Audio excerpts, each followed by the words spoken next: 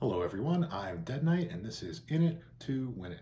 Today we're going to be talking about the Mage card pool in the Forge of the Barrens expansion, which is the first set in the Year of the Griffin. Before we get started, make sure that you are hitting subscribe below and getting updates about this channel and the latest videos we post. And now if that's out of the way, let's go ahead and start with my pick for the best card of the Mage card pool in Forge of the Barrens. And that is going to be the legendary minion Varden Dawngrasp. This guy is a 3/3 for 4, and on Battle Cry, it is basically going to do an Ice Lance on every minion your opponent controls, either freezing them or dealing them 4 damage if they're already frozen. So with Frost Nova and Blizzard out of the classic card pool now, this guy is the only card that is at your disposal that can, with one card, freeze your opponent's entire board. Not only does it do this, but it also puts a 3/3 on the board. And with all your opponent's minions frozen, that means they're going to need to either play a rush minion or a spell to get rid of Dawngrasp. And they're also going to have to do that to get rid of whatever else is on your board or whatever you play on the same turn as Dawngrasp. So the tempo advantage here is pretty enormous because your opponent isn't going to be able to respond to what you play unless they're playing something from their hand. So that's way different from Frost Nova, which was 3 mana and was a purely defensive card. Varden Dawngrasp can be both offensive and defensive because it can freeze their board and let you play things, or it can buy you an extra turn by freezing their board. Now, the other thing to remember about this is if their cards are already frozen, then this might just clear their board and act like a Flame Strike. So you can be playing this guy and clearing their board if you have just frozen some things with the new 0 mana card that freezes random enemy minions. You can basically do all kinds of different things with this card. It's super flexible.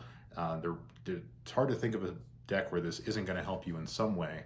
The only question is if whether it's going to be efficient enough in something like Mozaki Mage, where you really want your deck firing in a combo scenario. But absent of that very specific scenario, Varden Dawngrasp should be able to help you in almost every situation. So I'm going to say that is the best card for Mage in Forge in the Barrens. Now, as far as the worst card, I'm going to have to go with Reckless Apprentice. So this guy is a 3/5 for 4 mana and has a battle cry that uses your hero power on every enemy on the board. So your hero power standard for Mage is deal 1 damage. So without any sort of other cards coming into play, this is a battle cry of deal 1 damage to all your opponent's minions and your opponent.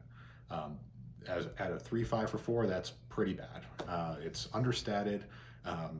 The battle cry is useful but not dominant by itself.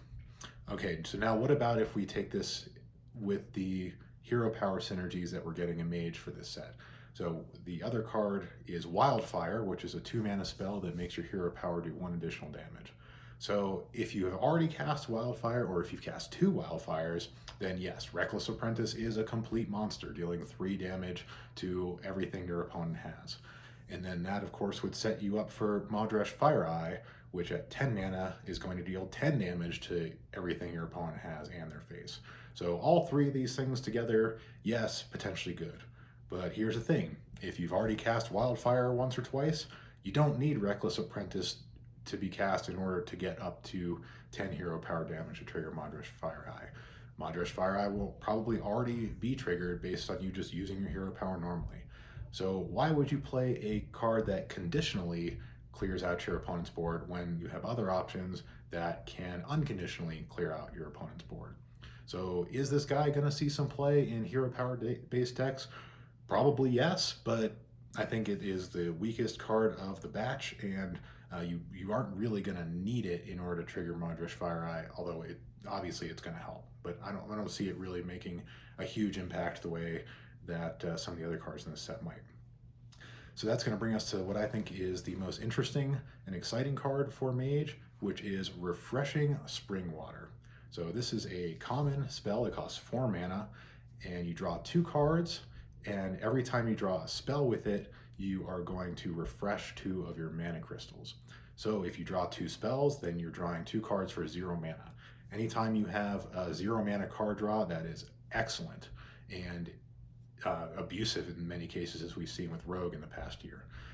The only problem with Refreshing Springwater is it isn't that, because it's a conditional 0 mana card draw. So if you don't draw spells, then you don't get the bonus. And then 4 mana draw 2 cards is pretty weak. Mage already has Arcane Intellect, which at 3 mana draw 2 cards has been seeing some pretty consistent play. 4 mana draw 2 cards, not so much.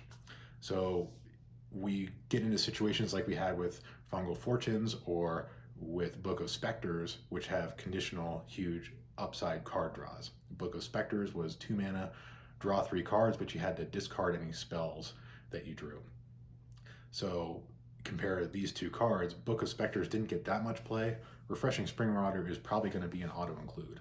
The reason why it's not the best card is because when you really need it to be a 0 mana draw 2 and you don't get all 4 of your mana crystals back, it can be pretty devastating. It could actually cost you the game because you're counting on those resources. So sometimes you're planning these plays like in a Mozaki Mage scenario, and you don't draw 2 spells and you needed that mana to go and win the game, and then you lose the game instead. That's a heartbreaker, and you can imagine a situation where that might happen. On the other hand, we've already seen Mage decks that have 30 spells in them, in which case Refreshing Springwater is just 0 mana, draw 2 cards. So this card's going to get a lot of action. It's a really exciting card, and I think it's one of the better conditional card draws. So expect to see it around. What do you think is the best, worst, and most exciting Mage card in Forge and the Barrens? Leave some respectful comments below. Don't forget to subscribe, and tune in next time.